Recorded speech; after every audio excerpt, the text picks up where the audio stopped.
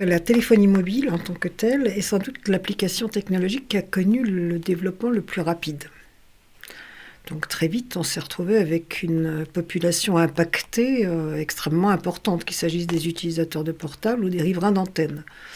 En plus, le développement s'est démultiplié avec l'apparition du Wi-Fi, du WiMAX, de la TNT, et la généralisation dans les appartements du téléphone sans fil.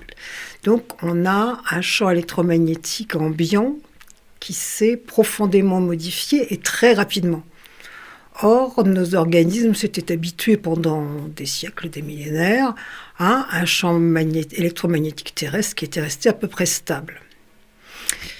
Donc il y a eu un certain nombre de recherches qui se sont mises en œuvre dès l'apparition des radars, notamment au niveau militaire, qui ont montré que ces ondes n'étaient pas du tout innocentes par rapport à nos organismes, parce qu'elles arrivaient en résonance avec des rythmes biologiques.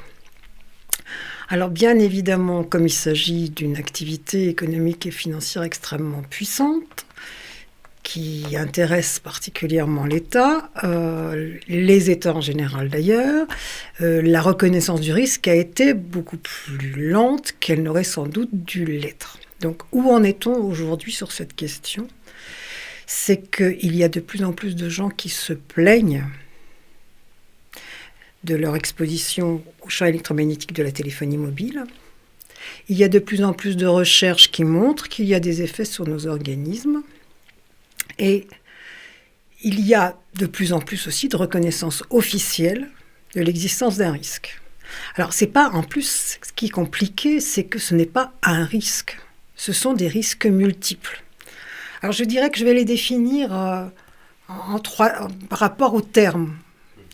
Il y a d'abord les effets à court terme, c'est-à-dire ceux qui sont ressentis assez immédiatement. La plupart des riverains d'antennes, lorsqu'ils sont exposés au-delà de 0,6 ou 1 volt par mètre, ils se plaignent d'un certain nombre de problèmes. D'insomnie, de maux de tête, de nausées, de vertiges. Ce sont toujours les mêmes choses qui reviennent. Et de quelque chose qui revient systématiquement aussi, c'est une très grande fatigue. Ce qu'on dit rarement dans le langage courant. Ces problèmes-là, normalement, disparaissent lorsqu'on n'y est plus exposé. Sauf que de plus en plus apparaissent des pathologies dites électro-hypersensibilité, c'est-à-dire des gens qui ont été tellement sensibilisés aux ondes qu'ils deviennent sensibles à un très faible niveau d'exposition. Donc ça, c'est les problèmes, je dirais, du court ou moyen terme. Ensuite, il y a les problèmes, donc l'hypothèse d'un cancer. L'OMS a quand même classé les ondes électromagnétiques de la téléphonie mobile comme potentiellement cancérigènes.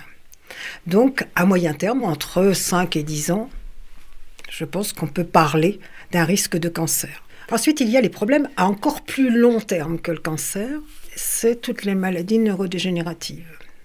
Un certain nombre de résultats notamment sur l'électroencéphalogramme et les preuves de l'incidence des ondes électromagnétiques sur l'électroencéphalogramme laissent à penser que ça risque d'être un des problèmes majeurs des effets. Sauf que celui-là, on l'observera dans 25 à 30 ans. Donc les signaux sont là d'une multiplicité de risques de la téléphonie mobile.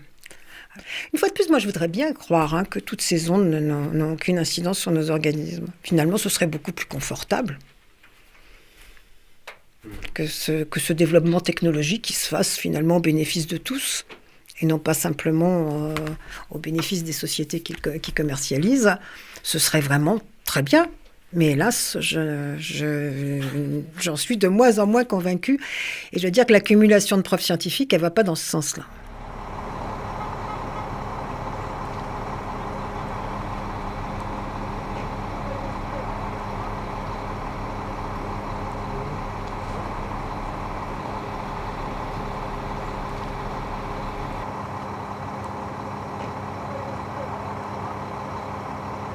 Je crois qu'il faut absolument sortir de l'idéologie du tout sans fil.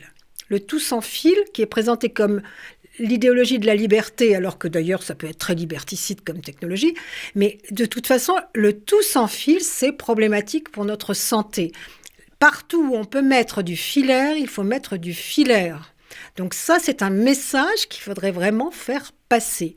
Le sans fil, c'est là où on ne peut pas utiliser du filaire, c'est tout.